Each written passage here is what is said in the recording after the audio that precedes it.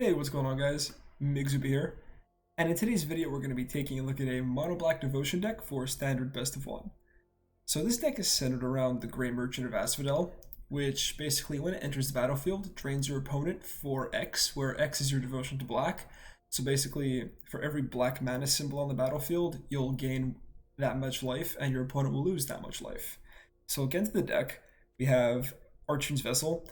It's not the most synergistic Vessel deck. It's not like a Sacrifice Shell, and it's not super focused on reanimation, but it's one of the better black 1-drops we have available in Standard right now.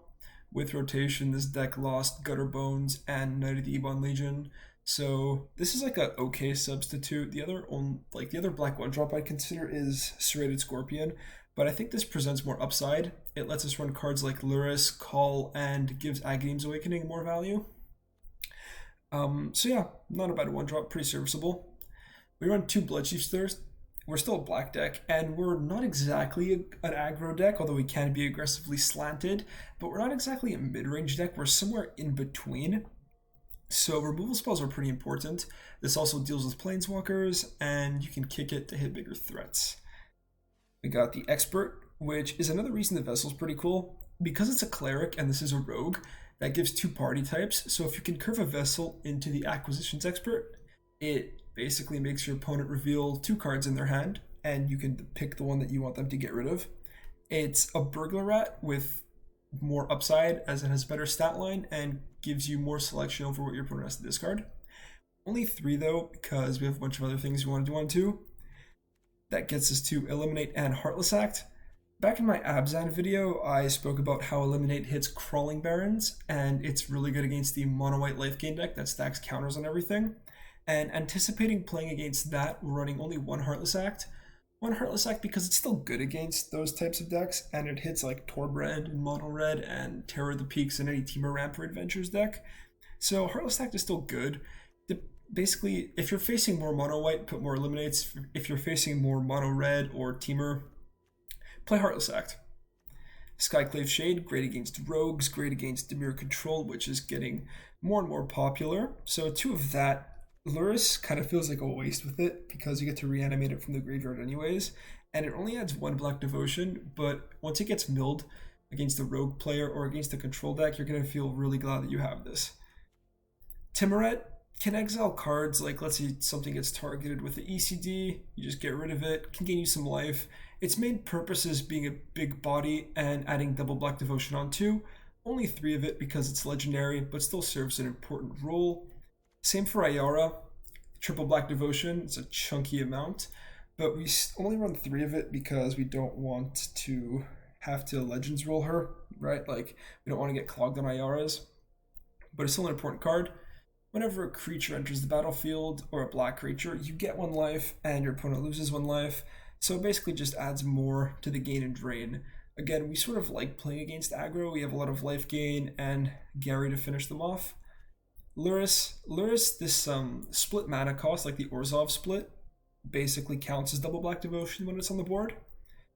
With that, we can reanimate our vessels, get more value off our experts, or get back another Timrat. We're not a crazy Luris deck, like we don't have so many things to reanimate, but I think the two for the devotion and the potential upset on the vessel is worth it. We have two Murderous Rider. It has really good devotion as a creature, and if not just a removal spell, we're in black, very serviceable, hits planeswalkers like Ugin and Ashiok. Call of the Death Dweller, can revive any of these cards or a combination of your 2-drops and a 1-drop or one of your 3-drops. Just one because we do run a bunch of higher cost things, but late in the game this can catch you up. We run the Nightmare Shepherd for the combo with Ayara, the Shepherd, and the Grey Merchant. Basically, the way this works, if you haven't seen it before, is once the Merchant ETBs, it drains your opponent for a lot. Then you can kill it with the Ayara to draw a card, you sack it. And the Shepherd will create a token of the Merchant that will enter the battlefield and trigger the drain ability once again. So I think the total of that is 16. Alright, so let's see, just have these cards. It's 1, 2, 3, 4, 5, 6, 7, and 8 off the Ayara enter. And yeah, so if you do that twice, it's 16 damage. So hopefully you can kill your opponent from there. And hopefully that kills them, or a Shepherd attack will. But regardless, if you can assemble this combo, you're probably going to win the game. 2 Rankle. It's something else to do on 4. We can sacrifice shades that we got back for free, vessels that can't attack because they have bigger bodies, versatile removal spell in the form of the sacrifice outlet. It can draw us more cards to get us closer towards curving out with Grey Merchant, which we always pretty much want to cast on 5. And we don't have that much card draw, so Rankle can help get us there. And it can basically be a free discard if you get rid of a vessel or a shade. Like, it's not a huge deal, so Rankle's pretty good. Also, double black devotion helps. And last but not least, the Merchant. We run 4, not because it's great to draw multiples of it, but because we always want to hit it on 5 after curving out a huge board.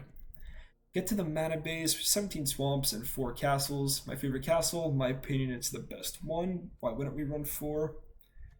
2 Agadeem's Awakening. We don't go crazy on this card because we don't have that much revival value, but I do think it's worth running the 2 just to get, like, let's say you cast it for 6, you can get one of these cards, one of your 2-drops, and a vessel.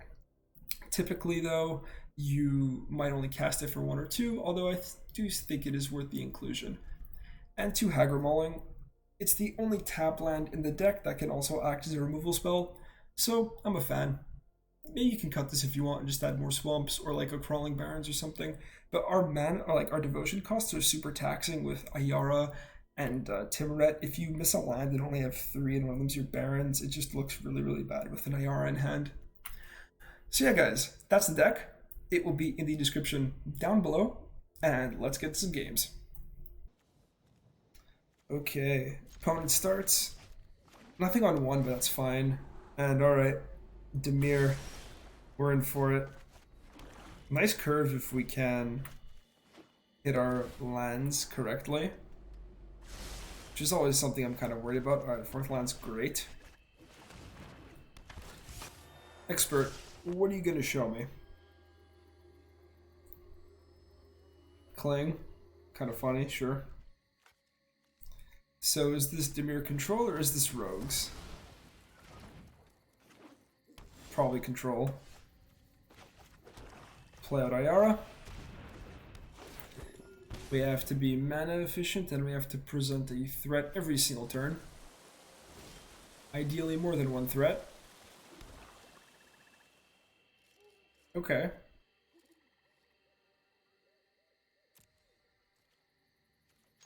Let's attack in.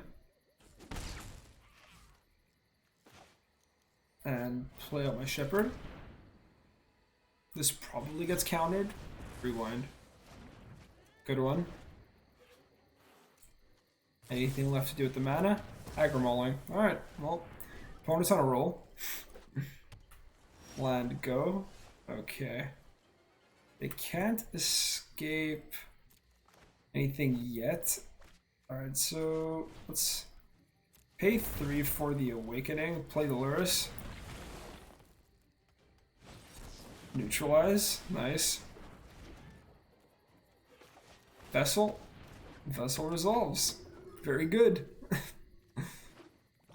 Alright, well. Let's play the Expert. See if we can get their last card out of their hand, and we can. Bloodchief's Thirst, sure. Kind of wishing I held the Awakening now, but it's alright. Opponent has the Cling. Castle's nice. I also didn't want to play the Grey Merchant on a board with only 1 devotion. Doesn't bode too well. Alright, let's attack in.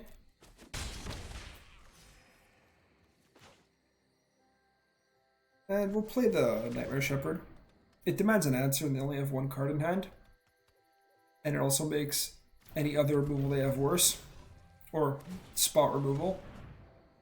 Alright, opponent drawing cards. Their hand has been purely counter magic and removal spells, not much card advantage. Alright, and they find the card advantage part. Alright, I only have 5 lands. So we are going to want to just play out the Merchant now. And if this resolves, it's lethal. So do you have a counter spell? Or a... Wait, I don't even think a removal spell does it. Unless it targets the Shepherd. Thos' Intervention. Nice. Very clutch. Okay. So opponent hasn't quite stabilized, but they're getting there. Okay, maybe not. Maybe if they flood on land, we can still get there. Rankle? Yep, let's call it. Pressure the life total and demand an answer with all the other cards. Yes. Was that their last card, Kling? Or was that, I'm kind of curious. Left in their hand? No, it was their last card. Alright, nice. GG, guys. Alright, no early creatures and 2 lands. This is a mulligan. Alright, that's better. We'll put back one of the gray merchants. And it's mono red. Okay, so maybe that wasn't a bad hand because we could have gone eliminate into hopefully a 3-drop, 4-drop. But okay, maybe not mono red. Rakdos. Fair. We'll drop off the mauling. Hopefully we'll just draw other land. And the Timuret can just exile the Croxa. That's pretty good. If we have nothing to do with our mana next turn. Immediately Heartless Act Timuret. It's kind of funny to me. Okay. Bad turn 3. Actual nothing going on. Huge tempo loss. But hopefully turn 4 and 5 are good. Oh man, okay. Well, sort of have to drop off Gary here. Because some of the only things going on is the Shepherd. Yep. Didn't play it. Opponent only has tapped mana anyways. Doesn't matter if I do it pre or post combat. And not my best moment starting a card down and then having to discard 2 of my main win cons, or discard one of my main win cons. Alright. Okay, that perfectly, that's like a clean answer to my Nightmare Shepherd. I'll attack it down and play some more things. If that was a castle, that'd be a lot better. Could start gaining a bit more card advantage. And there's a Nightmare. Okay. So, more of a control-y Rakdos deck. Like, Rakdos discard. And that's horrible. Yep. Reveal my hand. Take nothing. So what am I looking for now? Does Aghanim's Awakening do anything for me? I guess Aghanim's Awakening's pretty good. It's one of the only turns I can draw it now. Alright. And the Gray Merchant. We'll cast him.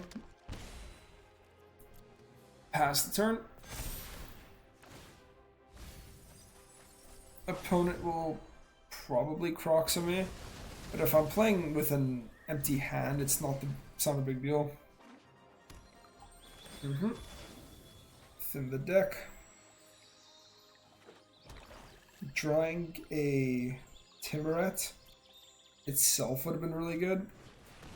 And a Timuret that is not the Cause of the Dead, the actual creature. So each player sacrifices a creature. Goodbye, Vessel. So awkward, okay. We've definitely flooded. I run 25 lands, so it's always a possibility, although it's not super common. Right? And we haven't hit much of our payoffs. Or our very minimal card advantage. Alright, there's a Titan. Fine. I can see I'm not wanted. So maybe make me draw? Nope. That's an amazing draw. Okay. Luris, make a 5/5. Your go. Okay. So at least all the discard they run in their deck doesn't do anything.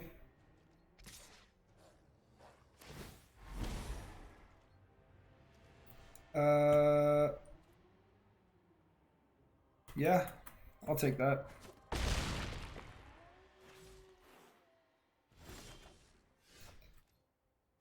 We take these.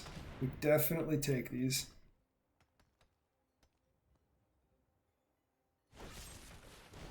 Eliminate the lures. Okay, so how do I play this?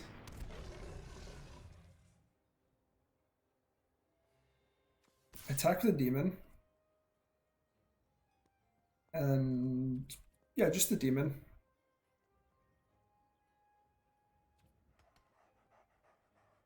If the opponent attacks with the Croxa next turn, I get to block it with the Grey Merchant, and I get to block the Rankle with the Shepherd, and the Grey Merchant will come back and drain for another 4. So if they don't block this Rankle and attack with the Croxa, I have lethal. Yeah, it's not a block you love making, but I'm pretty sure it's a block you have to make. Yep.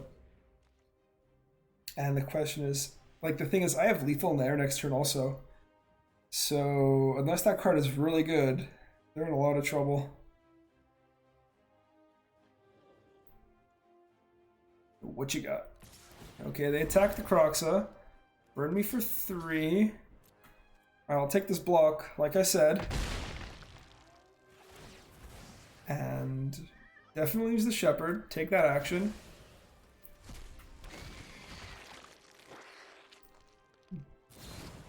Alright. Well, Bone Crusher Giant the token, but we still get the drain off. And that's a good game. We have lethal right in the air. Like I said, guys, our flyers go hard in this deck. A 4/4 flyer for 4 with a killer ability.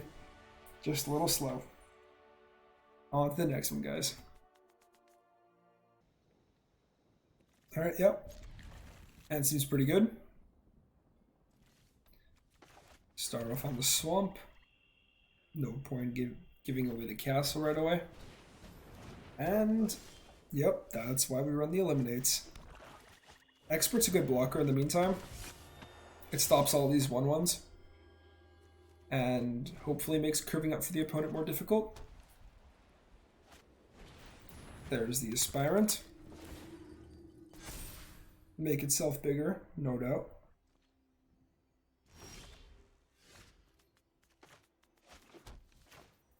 Play out my vessel. And eliminate kind of blows here because the Savior just tanks the hit. So we pass. Just bide my time, gather up some devotion. Alright, second Savior. Nice. Glass Casket, eh? Okay. The Expert of the Vessel. Okay, interesting.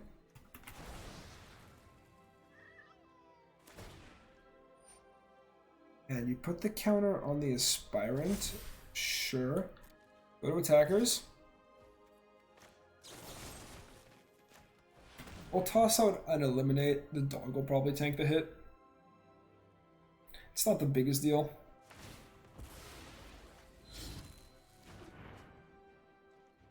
No blocks. Our life total isn't under a large amount of pressure at the moment.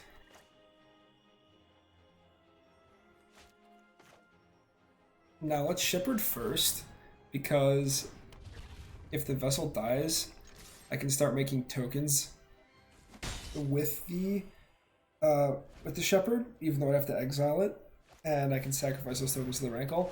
And that is a super clean answer. Not ideal at all. Okay. Aspirant started to beat me down here. Not ideal. Another land. Okay. Play out my Rankle. Well, at least the opponent has had a bit of trouble curving out.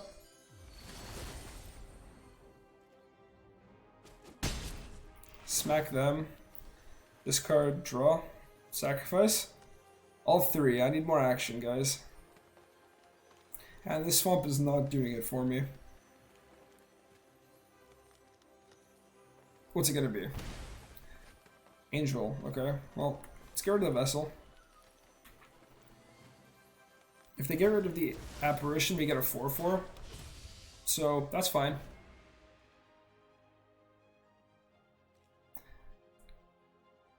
flooding a little bit, but it's okay. As long as they don't remove the rankle. And there's a Maul. Okay. Maul's gonna clip me for 6 right here, so I desperately need a removal spell. Removal spell into rankle sacrifice.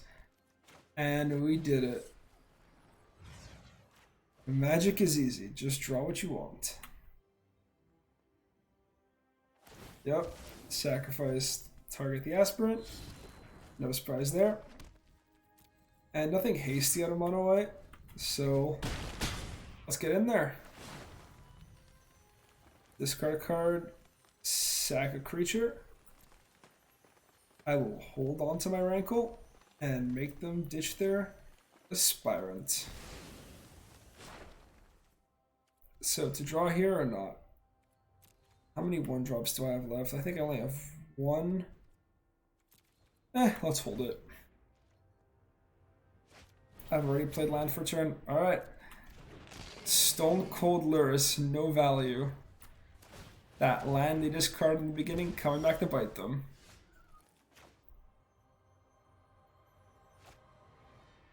I mean, go here, right? We just take these. We just make them discard their card. Yep. And yeah, no effects. I'm good. Alsaid. How much does this cost? 3, I think. 4. There it is, guys. Absolutely tore up mono white life gain. And I just wanna go back to this. This discard in the beginning really cost them. They were missing a 4th land a lot of that game.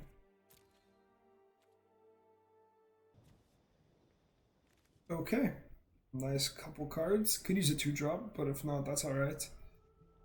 We got the Lurrus Vessel combo for turn 4 if needed. Nice removal, nice bit of devotion for the merchant himself.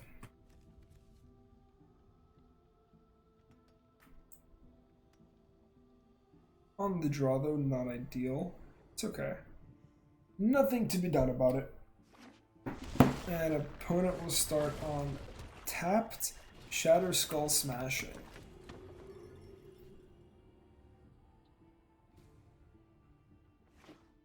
And Gruul Aggro. Okay. Nice. So, to play on curve or to play the removal spell? I think we play on curve for now. I can take up that ooze whenever, regardless of how big it gets.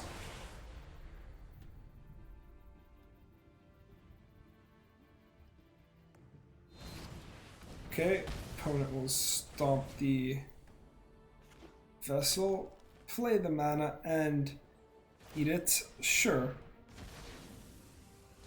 Not bad. Making them respect the card. Okay. Ayara or Rankle? I'm going for Ayara. It makes this thing a crazy blocker. And unless they're on Scorching Dragonfires, the Timret isn't exactly easily removed. Or, what's that other card called? Fire Prophecy. Pretty good card, too. Yeah, look at the Ayara. Look at the triple black devotion associated to it. I'm actually kind of upset I didn't Bloodseep's Thirst to Ooze, although I do think my play pattern was fine. They just had a perfect set of cards to kill and exile my vessel.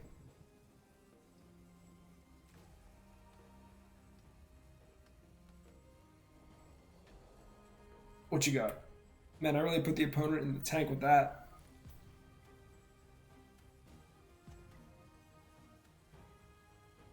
I guess you can cast Bone Crusher Giant. Alright, there's the Elemental.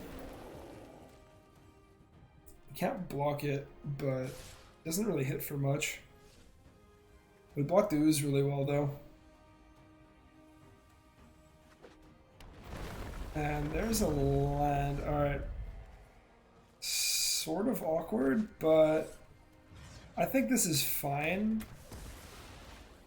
Blow up the ooze. Blow up the elemental. And we're really looking for a fourth land off the top. Get in there. They can't block a questing beast or a brushfire elemental anyways, so holding them back serves no purpose except sacrificing the Timret for a card, which I don't really want to do. Yeah, no artifacts in my deck.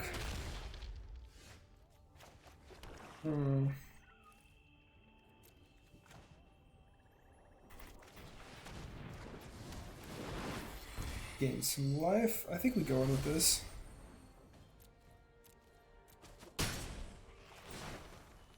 Let's make everyone discard a card. I don't think I'm going to have time to cast 2 Lyrises unless this game drags on really long.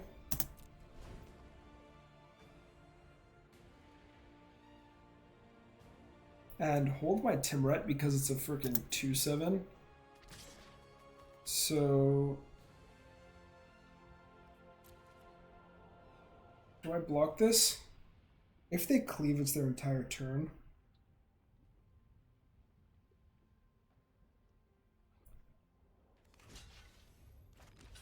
Sure, we'll block here. There's the cleave. Okay. So I'm gonna try to get a card out of my Timuret. I'll also try to mitigate damage. So we have pass the damage. And then instead of taking 3, I'll take 5 and sacrifice it for a card. There's the merchant. Alright, so can we get a land? We can get a land. Interesting, okay. So how do I play it? Luris into Timret? And then Grey Merchant afterwards? I don't hate it, we gain some life off the transaction. Yeah, with Luris into a Timret.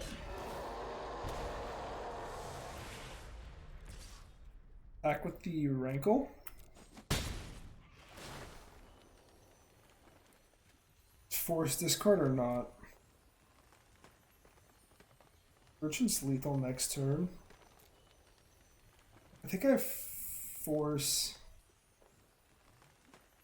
sacrifice. I think I force sacrifice.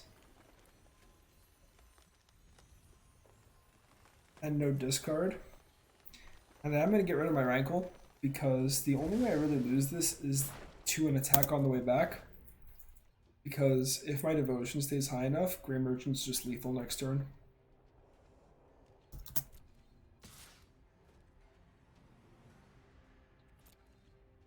We'll do the same block as the first strike. And tap my RF4 card. Land, sure. Because this is still 7, as the merchant itself has 2 Grey Devotion.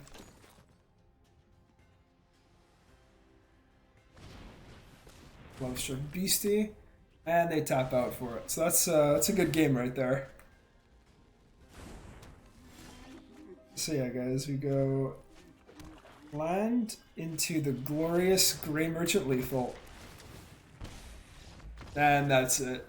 Absolutely love that. Feels so great.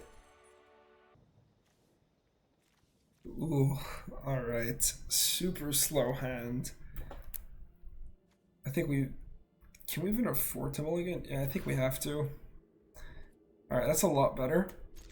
I am going to choose to drop off the Eliminate and rely on my Timret to be a wall against creatures. And immediately punished with mono red. Maybe should have dropped off the Grey Merchant. But okay, drawing a 4th land makes me feel a little bit justified. Maybe I should have put back the a swamp.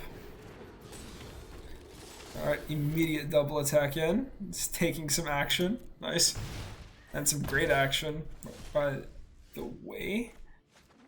Okay. We'll play out a Timrat. Has a nice booty.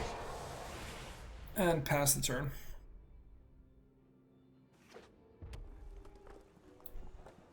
And now they don't steal anything else, so if they really want to cast an IR, they can. Okay. Block here. Remrock Knight is fine. Bone Crusher Giant is fine. They don't block the Fervent Champion because Remrock Knight first striking our Timber is really, really bad. Yep. So not exactly a 2-for-1, but sort of a 2-for-1. Okay, interesting. So, do I hold this back and try to block with it? I think I do.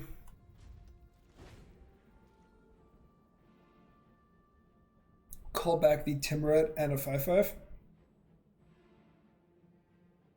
Hold up Heartless Act. Can't be that bad. It's +2/+2 and must attack each combat if able.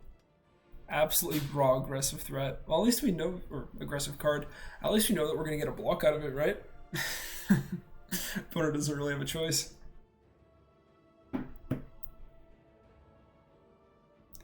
And our devotion for the Gary isn't super high right now, but hopefully that'll pick up with the Timret and maybe another card on 4.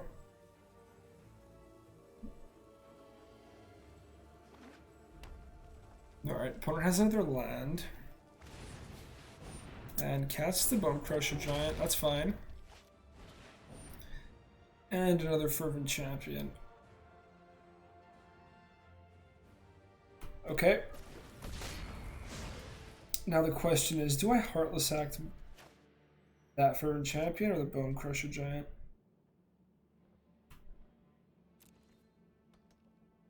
Let's see how they attack. They know I want to reanimate this thing. They don't want to attack me at all.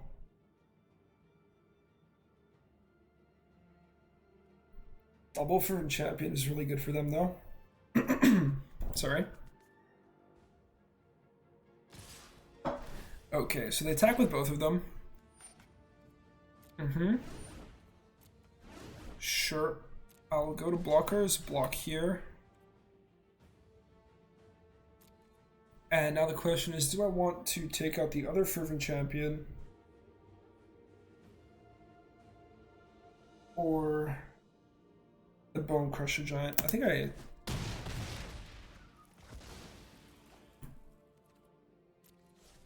I just... Oh, this is such a tough call. Okay, if I take out this Bone Crusher, this Fervent Champion, then...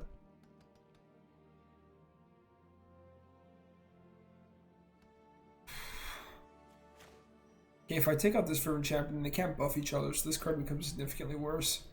I think that is the play. And I think I messed up. I think I should have blocked this champion and Heartless Acted the other one.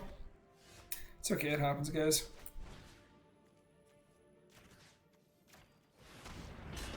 We take 2 damage for no reason. But we get a Death Touch Timeret.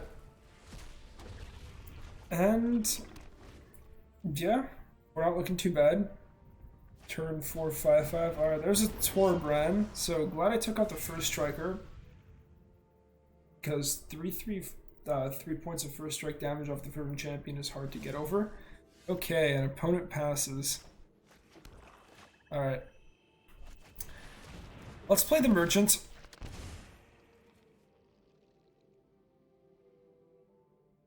And yeah, we'll attack in. 3-turn clock. Happy to trade the Timeret. We have another backup. Alright, Phoenix of Ash. Hits for 5 in the air, or 4 in the air, sorry. Rankle. Yeah, let's go. Rankle. And I could have... Oh, I should have attacked with... Okay, so a bunch of misplays this game. I should have attacked with the Timeret. They had to double block it, or they die. And...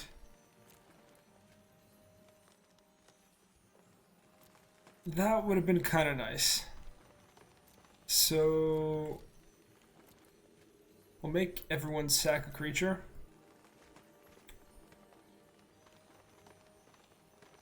And we'll sacrifice the Rankle. I want both of my blockers, and they're dead to the demon anyways.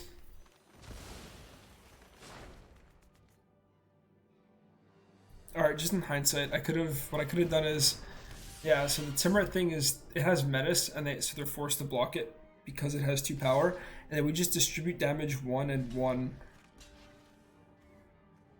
So, I mean, I don't even need to take that block, right?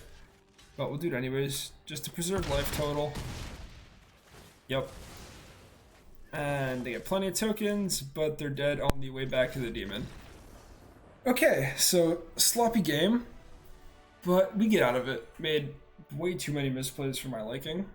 But yeah, guys, shows the power of the deck even if you're not a perfect pilot. Alright guys, and we are back. So this deck did really great against all sorts of aggressive matchups. Gruul, mono red, mono white, and that's probably because in those matchups we're playing it like a mid-range deck, sort of creating a wall of defenses, removing our opponent's threats, picking in for damage with our flyers when we can, and slamming our Grey Merchant, gaining life, try to clean them up, and finish them with the flyers. It's a whole lot of fun, and if you enjoyed the old Theros devotion decks, I definitely recommend giving this a shot. Standard is powered down, and even with a more powerful standard, this deck was okay. It was always like a tier 3-ish deck. So I would recommend trying this out. It's fairly budget too, especially a lot of the cards are older, like Grey Merchant's uncommon. These things are rare if you play Drink Theros. A lot of people have Rankle, a lot of people have Luris, a lot of people have Murderous Rider, that kind of thing. The deck isn't super expensive. And the 4 castle isn't necessary. Run as many as you have. I just happen to have 4. So yeah, guys, that's it for the deck. It will be in the description down below. Drop a like and a subscribe if you enjoyed the video. And yeah, I'll see you guys in the next one. Peace out.